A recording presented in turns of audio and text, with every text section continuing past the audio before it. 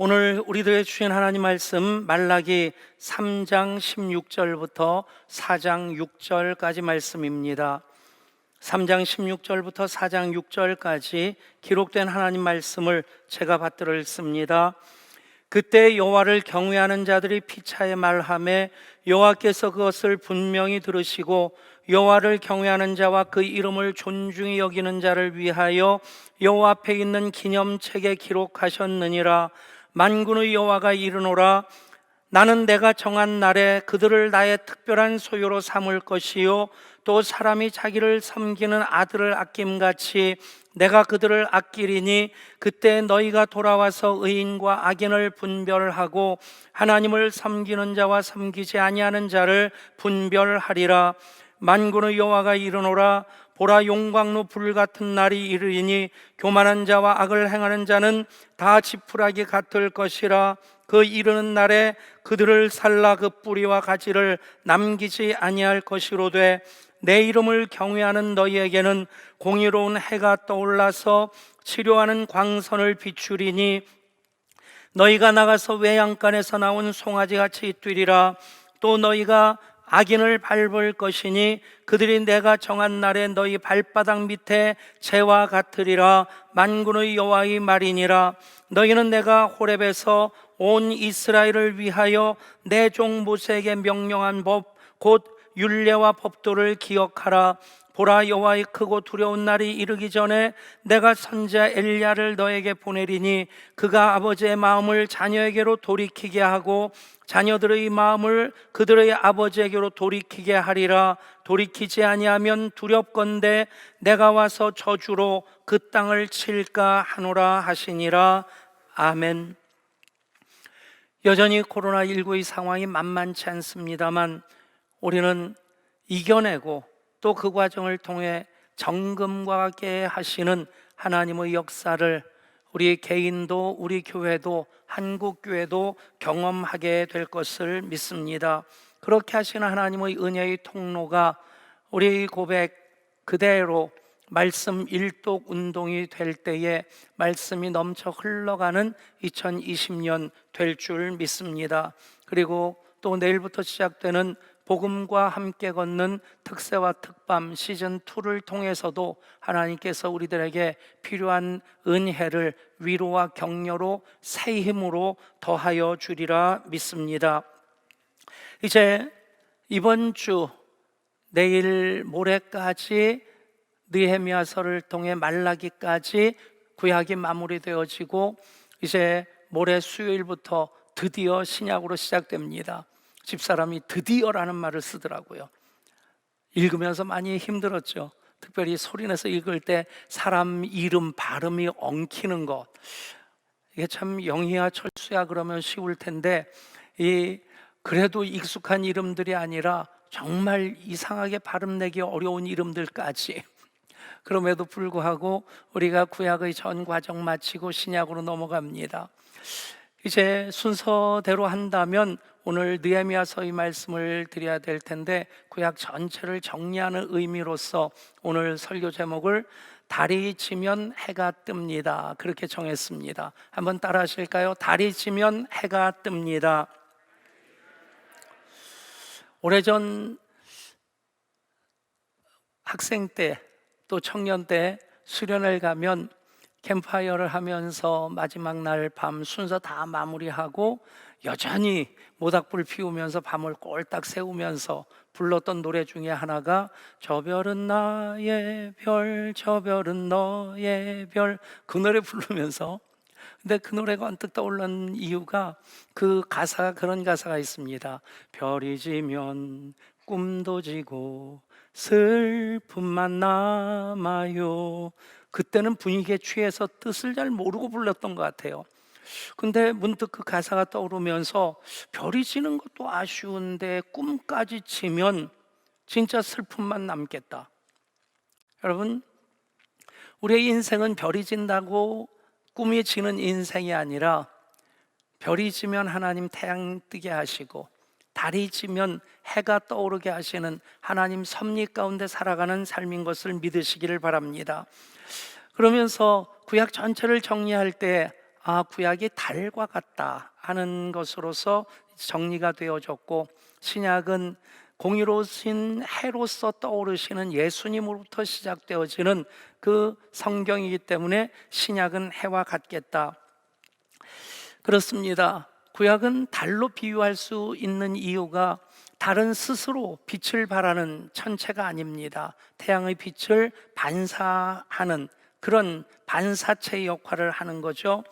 구약은 어떤 목적으로 기록되어집니까? 어떤 목적으로 그 구약이 보존되어집니까?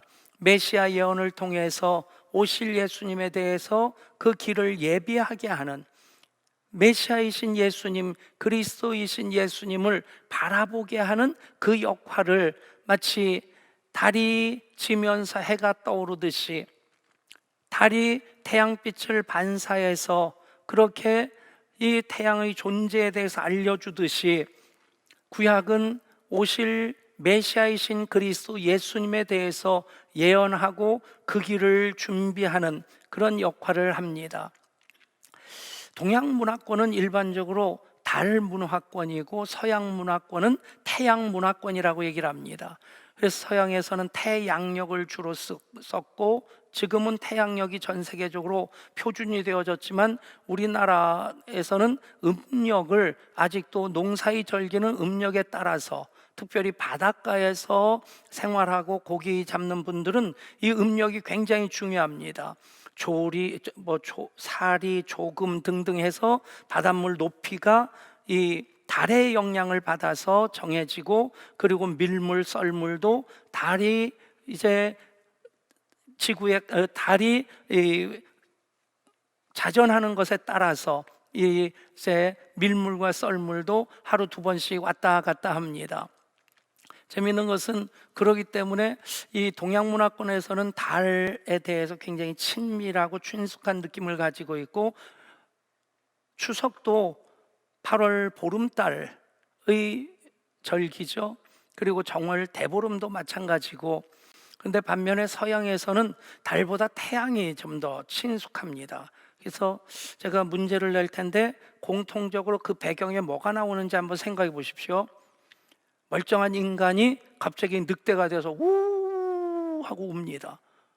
아니면 드라큘라가 갑자기 이빨을, 송곳니를 세우면서 활동을 시작하고 뱀파이어가 설쳐될 때 그 배경에 뭐가 있는지 항상 보름달이 떠 있습니다. 그래서 보름달에 대한 이미지가 동양권에서는 굉장히 친숙한 이미지인데, 서양권에서는 음습한 이미지입니다. 근데 하나님 섭리는 그것이 아니죠. 하나님께서 천체를 다 만드셨고, 그것들로 하나님 영광을 드러내게 하십니다. 하늘에 떠 있는 천체들 다 같은 별이 아니라 사실은 항성과 행성과 위성으로 구분이 되어집니다. 항성을 스타, 별이라고 하는데, 그것은 움직이지 않고 제자리에 있는, 스스로 빛을 발하는 그런 별을 이제 스타라고, 항성이라고 하고, 항성이 바로 태양입니다. 그 주위를 화성, 수성, 금성, 지구처럼 빙빙 도는 그 별들을 행성이라고 합니다. 플래닛이라고 하는 행성이고, 그 행성 주위를 도는 별을 달이라고, 세텔라이트라고, 위성이라고 얘기를 합니다. 그러니까 항성, 행성, 위성이 되는데, 그것이 하나님의 섭리죠. 그렇게 창조하셔서 그렇게 다스리시는데, 그것들로 하나님 영광을 돌려드리도록, 영광을 나타내는 도구가 되도록 만드셨고, 그 과정을 우리가 지켜보면서, 또 오늘 우리가 구약 전체를 정리하고 신약을 시작하면서, 구약은 달과 같구나, 신약은 해와 같구나, 그것 하나로서도 전체를 정리할 수 있는 아주 좋은 아이디어가 될 수 있겠다 싶습니다. 구약의 역사는 신라권의 역사입니다.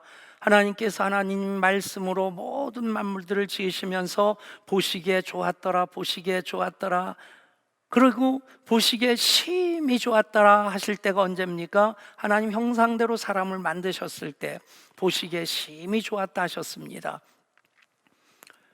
그랬는데 하나님께서는 하나님 창조하신 그 한가운데 가장 아름다운 곳, 그곳을 에덴 동산으로 구별하셔서 그곳에서 마음껏 하나님 은혜와 복을 누리며 살게 하신 것입니다. 근데 딱 한 가지 먹지 말라 하신 것이 있습니다.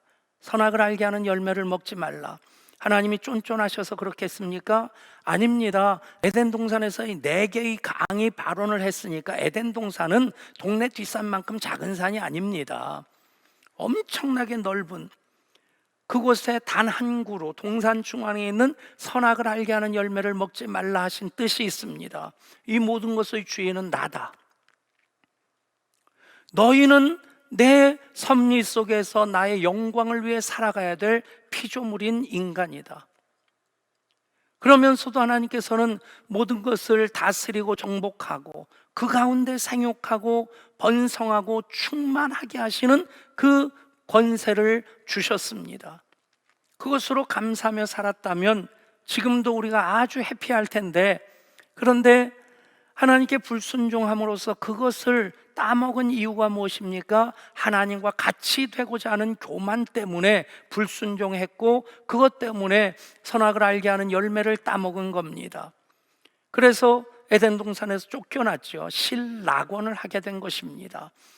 그때로부터 지금까지 우리 주님 재림하실 그때까지 이 땅의 역사는 실낙원의 역사입니다. 에덴의 동쪽 미움과 다툼이 있고 시기가 있고 살인이 있는 온갖 죄로 관영한 그곳에서 하나님께서는 포기하실 수 없는 사랑으로 하나님의 구원의 역사를 시작하셨는데, 아브라함을 선택하시고 그들에게 또 출애굽의 역사를 이루어 주시고 율법을 주시고 법궤를 주시고 성막을 세워서 예배하는 자로 살아가게 하시는데, 문제는 그들이 하나님을 경험하고 은혜 가운데 지날 때보다 하나님께 불순종하고 대적하고 은혜 밖에 거할 때가 이스라엘 역사에 보면 훨씬 더 많다는 얘기입니다.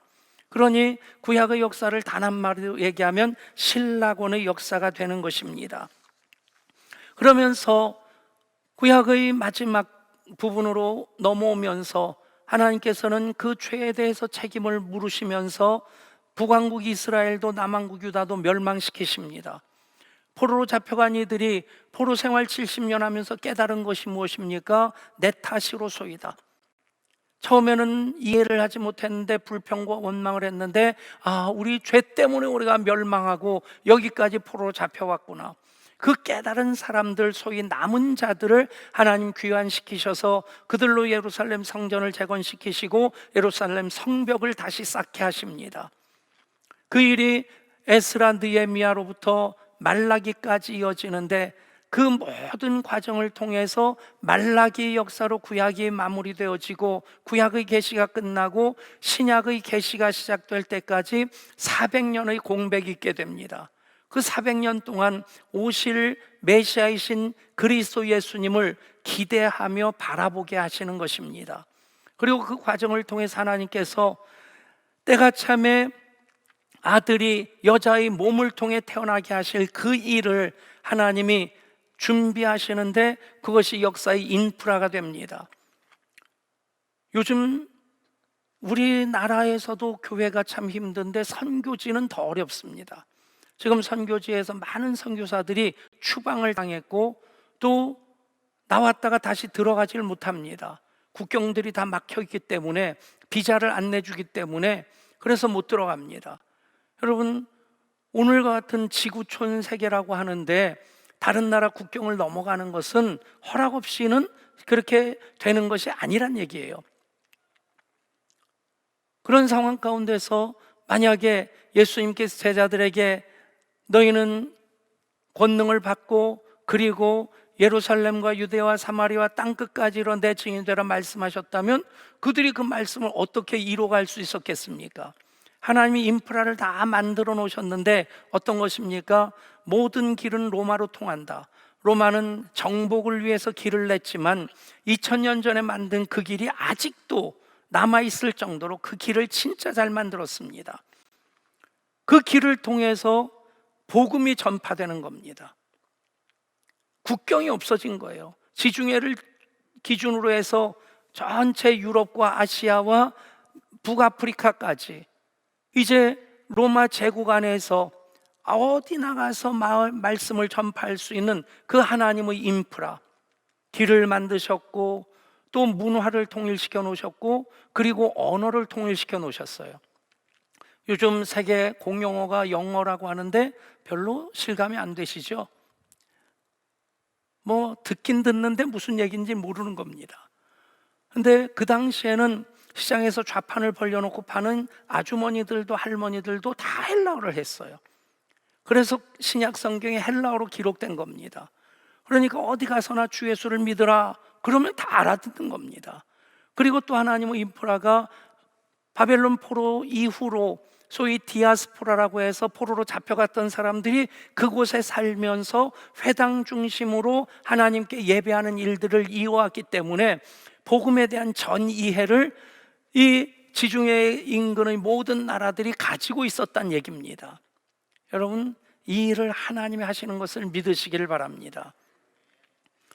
그래서 구약은 해와 달과 같이 오실 메시아를 태양의 빛을 반사하면서 예언하는 그 역할을 하고, 바야흐로 신약의 역사가 시작될 때 신약의 역사는 공의로운 해처럼 빛을 발하시는 예수님 이 땅에 오셔서 복음을 선포하시고 십자가 부활을 통해서 하나님의 사랑을, 하나님의 구원을 완성하십니다.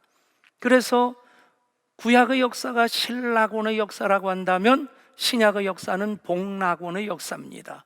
다시 낙원이 회복되어지고 성령 안에서 우리는 하나님 나라 백성으로 하나님 나라를 경험하는 왕같은 제상이요 택한 족속이요 거룩한 나라요 하나님 소유된 백성으로 살아가고 있습니다.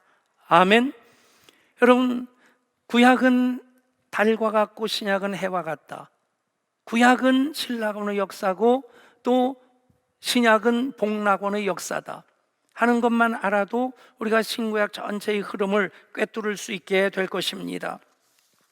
그 과정을 통해서 하나님께서는 공의로운 해로서 치유의 광선을 비추시는 예수님 이 땅에 보내주시는 것입니다. 그 일을 위해서 마지막 구약 사람이라고 하는 그 사람이 누구냐면 말라기가 아니라 세례 요한입니다. 세례 요한이 오실 예수님의 그 길을 예비했고, 그리고 광야에서 외치는 자의 소리로서 주님 오시는 준비를 했기 때문에 세례 요한을 일컬어서 마지막 구약 사람이라고 얘기를 합니다. 세례 요한에 대한 말라기 선자의 예언이 무엇입니까? 내 이름을 경외하는 너희에게는 공의로운 해가 떠올라서 치료하는 광선을 비추리니 너희가 나가서 외양간에서 나온 송아지같이 뛰리라. 이건 예수님에 대한 말씀이네요. 이 세례 요한에 대한 말씀이 이제 4장 6절에 나옵니다. 4장 6절에 그가 아버지 4장 5절부터 읽습니다. 보라, 여호와의 크고 두려운 날이 이르기 전에 내가 선지자 엘리야를 너에게 보내리니 그가 아버지의 마음을 자녀에게로 돌이키게 하고 자녀들의 마음을 그들의 아버지에게로 돌이키게 하리라. 돌이키지 아니하면 두렵건대 내가 와서 저주로 그 땅을 칠까 하노라 하시니라. 아멘. 그렇게 엘리야로서 오시는 예수님 그 길을 예비하는 그 역할을 세례 요한이 감당합니다. 그래서 예수님께서도 그 일을 세례 요한이 감당했다 하는 것을 말씀하고 계십니다. 드디어 신약 시대는 공의로운 해로서 치료의 광선을 비추시는 예수님 탄생으로부터 시작되어집니다. 그 예수님을 만나는 사람들, 예수님을 통해서 하늘의 은혜를 받는 사람들이 누구냐? 여호와를 경외하는 사람들입니다. 여호와를 경외하는 자들에 대해서 오늘 말라기서에서는 그 하나님 자녀로서의 신분을 이렇게 말씀합니다. 하나님의 특별한 소유라고 하고, 그리고 사람이 자기 아들을 아낌같이 하나님께서 아끼시는 자녀들이라고 말씀합니다. 그렇습니다. 하나님을 경외하는 우리들을 하나님께서는 특별한 소유로 삼으셨고 또 아끼는 자녀로 삼아 주셨습니다. 한번 따라 하실까요?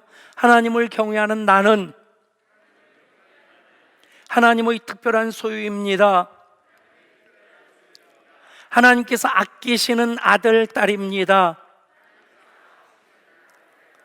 아멘. 만군의 여호와가 이르노라, 내가 정한 날에 그들을 나의 특별한 소유로 삼을 것이요 또 사람이 자기를 섬기는 아들을 아낌같이 내가 그들을 아끼리니. 여러분, 한 분 한 분에게 주시는 하나님 말씀인 것을 믿으시길 바랍니다. 여러분을 통해서 이루어진 말씀입니다. 여러분들을 통해서 더 풍성하게 확증되어져야 될 말씀입니다.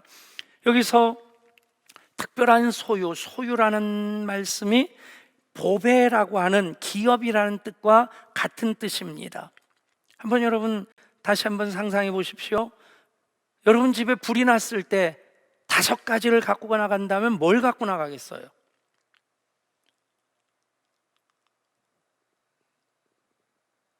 없어요? 5가지를 갖고 나가는데 그걸 가지고 여러분들이 크루즈 배에 탔습니다. 크루즈 여행 위에서 적금도 붓고 적금 타가지고 이제 드디어 그 여행을 간다. 그랬는데 태평양을, 하와이 인근을 항해를 하는데 글쎄 그 아래 해저 화산이 폭발하면서 해일이 몰아닥친 겁니다.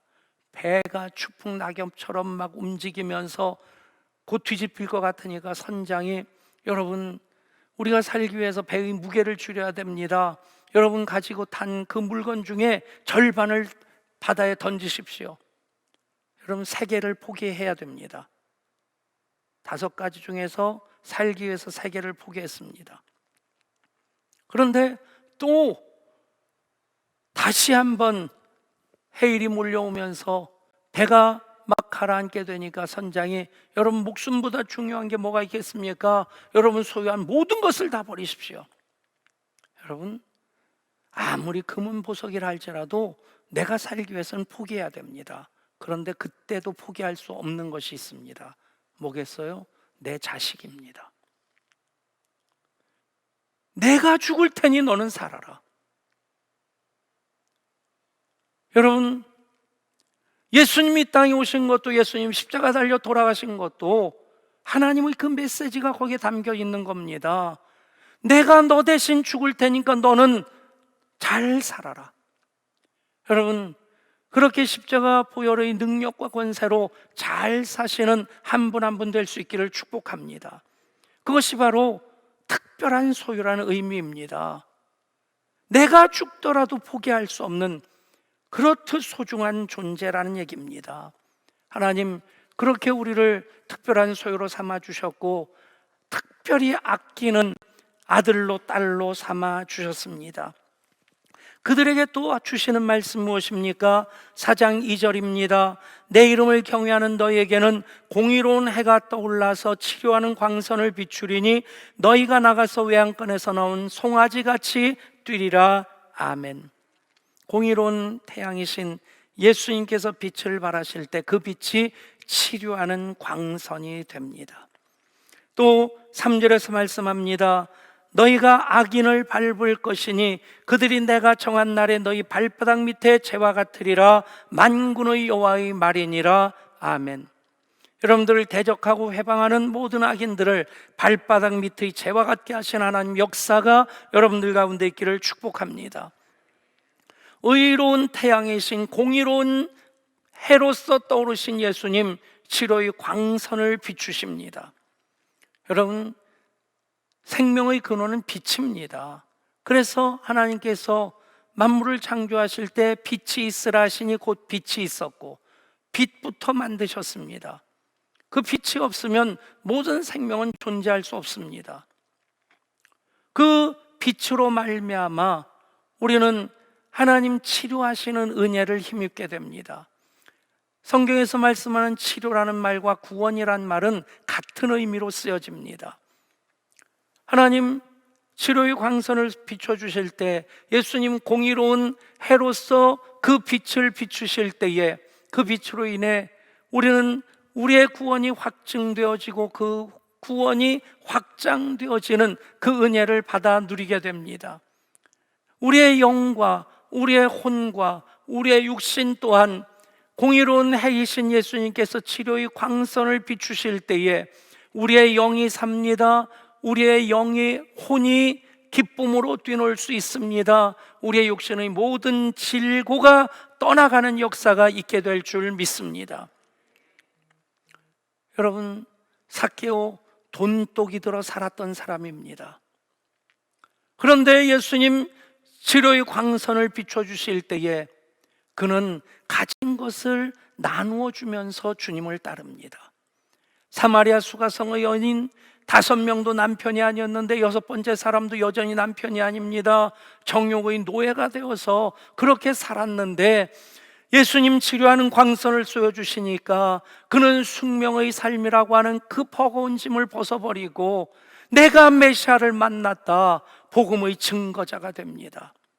여러분, 우리의 영이 치료의 광선으로 말미암아 삽니다. 우리의 혼도 마찬가지입니다. 우울증을 치료하는 가장 간단한 방법이 2가지가 있는데요. 첫 번째는 움직이는 겁니다. 가만 앉아 있으면 우울한 생각이 자꾸 듭니다. 어느 정도까지냐면요, 우울증의 증세는 모두에게 있습니다. 좀 무료하게 앉아 있다가 한번 뻑 하고 눈물이 찍 나올 때 그때 여러분 어떤 생각이 드십니까? 아, 나는 살아있구나. 그딴 생각하는 사람 아무도 없습니다. 하품 늘어지게 하면서 눈물이 찍 나오면 갑자기 우울해집니다. 슬퍼집니다. 여러분, 움직이면 우울한 감정이 사라집니다. 분노의 감정도 그곳을 떠나면 많이 누그러집니다. 또 하나, 햇볕을 쬐는 겁니다. 비타민 D의 합성만이 햇빛의 도움을 받기 위해서 쬐는 것 아니고 햇볕을 쬐면 우리의 마음이 그만큼 밝아집니다. 하물며 하나님께서 창조하신 태양의 빛만 쬐어도 그런 변화가 있다고 한다면 공의로우신 해로서 치료하시는 광선이 우리 혼에, 우리 마음에, 우리 정신에 비치게 되면 우리 영이 자유와 감사와 기쁨과 행복으로 가득 차게 됩니다. 아멘. 여러분, 우리 육신도 마찬가지입니다. 우리 육신의 질고, 여러분, 일반 계시도 하나님 주셨고 그래서 병원을 통해 치료도 하나님이 하십니다만 그 모든 치료는 하나님이 주권을 가지고 계십니다. 요즘 그런 기도를 많이 합니다. 하나님, 전도의 문이 막혀 있는 이때에 성령의 기름 부심으로 말미암아 영과 혼과 육이 사는 역사가 예배 때마다 있게 하여 주옵소서. 여러분, 그 기도를 우리가 함께 할 때에 지금 몇몇 청년들을 위해서 기도했습니다. 하나님 고쳐주셨습니다. 아멘. 우리 교회 초창기에도 그렇고 또 초대교회 당시에도 얼마나 치유 역사가 많이 일어났는지 모릅니다. 여러분, 로마가 기독교를 박해할 때에 나가서 주 예수를 믿으라, 그리하면 너와 내 집이 구원을 얻으리라 전도를 못했습니다. 사도행전까지는 로마의 본격적인 박해가 시작되기 전입니다. 그리고 나서 로마의 박해가 본격적으로 시작될 때에 베드로가 거꾸로 못 박혀서 죽고 그런 대박해가 10번이나 반복되어집니다. 300년 동안 그 박해가 계속 반복되어지는데 어디 나가서 주 예수를 믿으라 그러겠어요? 카타콤이라는 지하 무덤에 숨어서 예배를 드렸고요. 그리고 카파도키아라고 하는 터키 북쪽까지 가서 거기서 지하 동굴을 거미줄같이 파고 거기서 목숨처럼 신앙을 지켰습니다.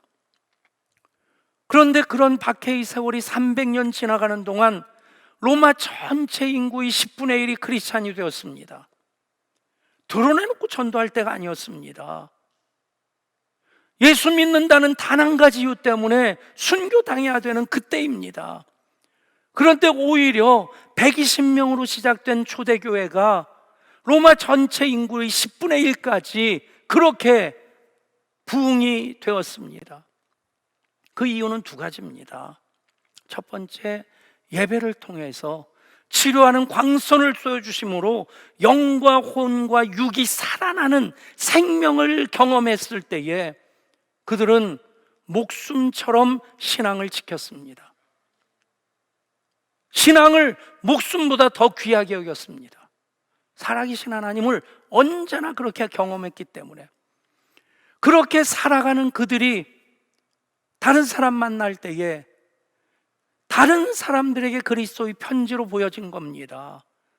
세상이 줄 수 없는 평안이, 세상이 줄 수 없는 그 기쁨이 그 속에 있는 것을 보게 될 때 그들은 윤리적으로 탁월했습니다. 도덕적으로 정결했습니다. 그래서 저 사람 왜 저렇게 기뻐할까? 어쩜 저렇게 감사할 수 있을까? 그 이유가 예수라는 것을 알게 될 때 말로 복음을 전하지 못해도 그들이 그 얼굴을 보고 그 삶을 보고 기독교 공동체로 다가온 겁니다.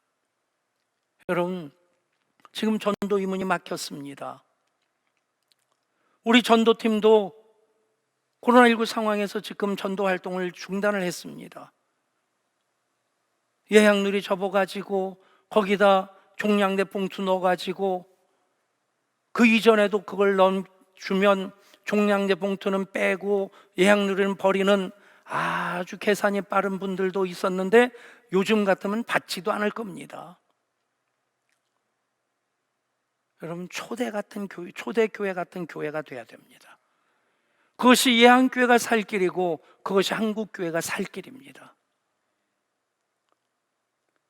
그 일은 공의로우신 해로서 예수님이 떠오르시고 치료하시는 광선을 우리에게 쏘여주실 때 우리가 외양간에서 나온 송아지같이 기뻐 뛰노는 삶으로 가능해지는 일인 것을 믿으시기를 바랍니다.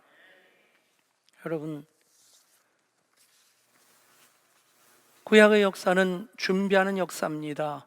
신약의 역사는 하나님의 구원이 완성된 것입니다. 그래서 구약은 달과 같고 신약은 해와 같습니다. 구약의 역사는 신라곤의 역사고 신약의 역사는 복락원의 역사입니다. 우리는 신약 시대를 넘어서 교회 시대, 성령 시대를 살고 있습니다.